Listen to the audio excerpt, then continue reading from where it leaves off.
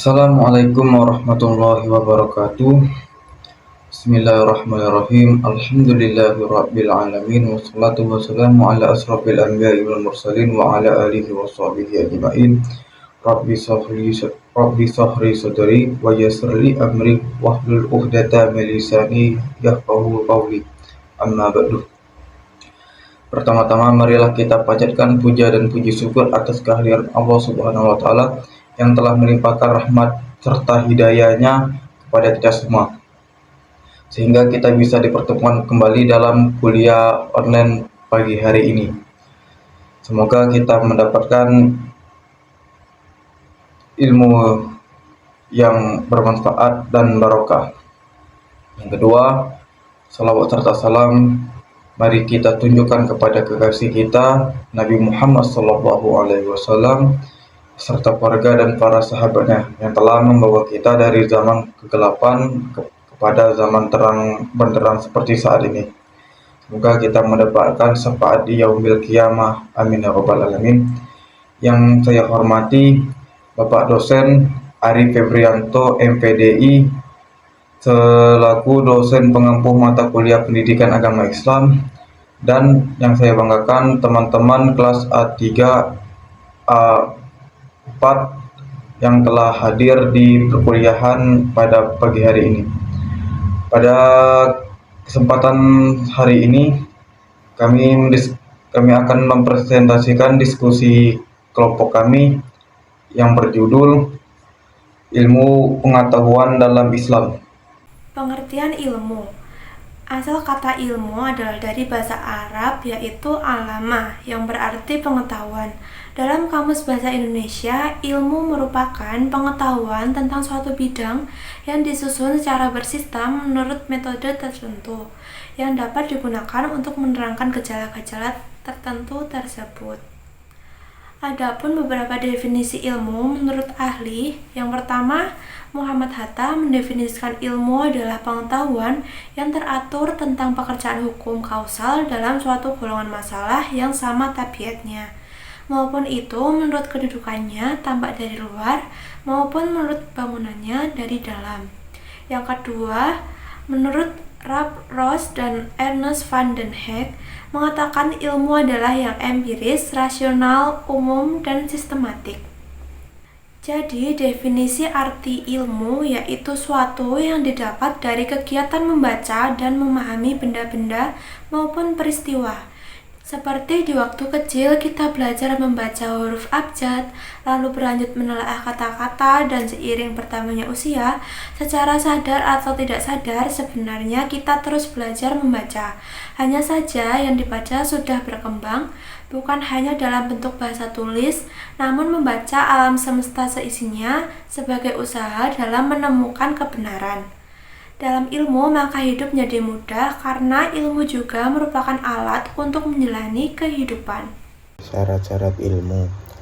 Syarat ilmu dalam Islam mencakup beberapa aspek penting yang berkaitan dengan peran ilmu pengetahuan dalam mendekatkan diri kepada Allah Subhanahu wa taala dan memberikan manfaat bagi umat.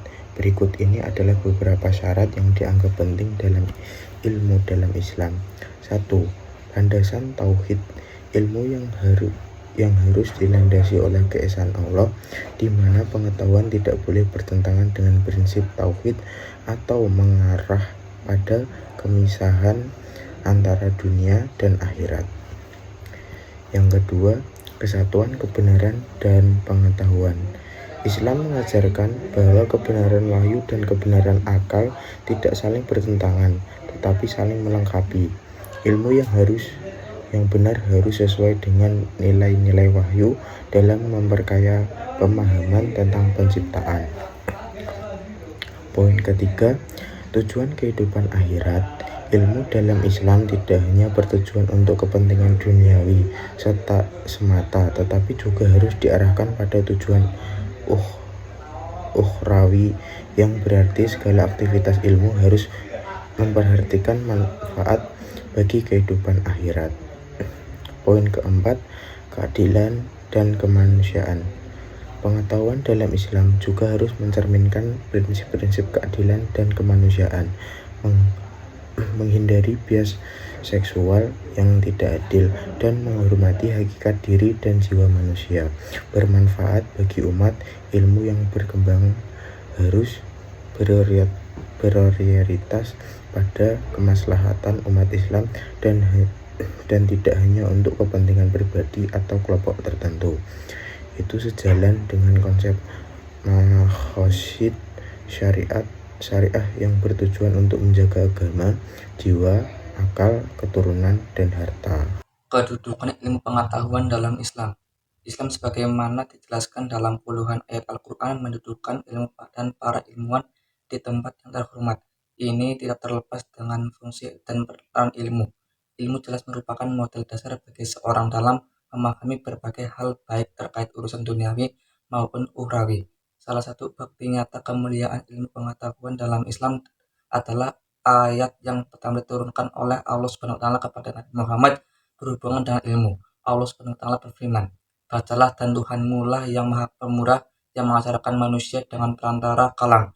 Dia mengajarkan kepada manusia apa yang tidak diketahuinya." Perkembangan ilmu pengetahuan dalam Islam. Dalam perspektif sejarah, perkembangan ilmu Islam mengalami pasang surut. Suatu ketika mencapai kejayaan di saat yang lain mengalami kemunduran. Masa keemasan dunia Islam biasanya dipetakan menjadi 3 periode, yaitu 650 sampai 1250 Masehi. Periode pertengahan 1250 sampai 1800 Masehi, dan periode modern 1800 sampai sekarang. Dari ketiga periode tersebut, yang dikenal masa keemasan Islam adalah periode klasik, yang diantara lain ditandai dengan etos keilmuan yang sangat tinggi dan ditunjukkan dengan pesatnya perkembangan ilmu pengetahuan dalam kehidupan. Kesimpulan ilmu pengetahuan dalam Islam. Ilmu bukan hanya sekedar pengetahuan, tetapi rangkuman dari sekumpulan pengetahuan berdasarkan teori-teori yang disepakati atau berlaku umum dan diperoleh melalui serangkaian prosedur sistematik. Ada beberapa syarat dalam ilmu, antara lain landasan tauhid, kesatuan, kebenaran, dan pengetahuan, tujuan kehidupan akhirat, keadilan, dan kemanusiaan yang bermanfaat bagi umat Islam. Islam sebagaimana dijelaskan dalam puluhan ayat Al-Quran mendudukan ilmu dan para ilmuwan di tempat yang terhormat. Ini tidak lepas dengan fungsi dan peran ilmu. Ilmu jelas merupakan modal dasar bagi seseorang dalam memahami berbagai hal baik terkait urusan duniawi maupun ukhrawi. Dalam perspektif sejarah, perkembangan ilmu keislaman mengalami pasang surut. Suatu ketika mencapai puncak kejayaannya dan di saat yang lain mengalami kemunduran.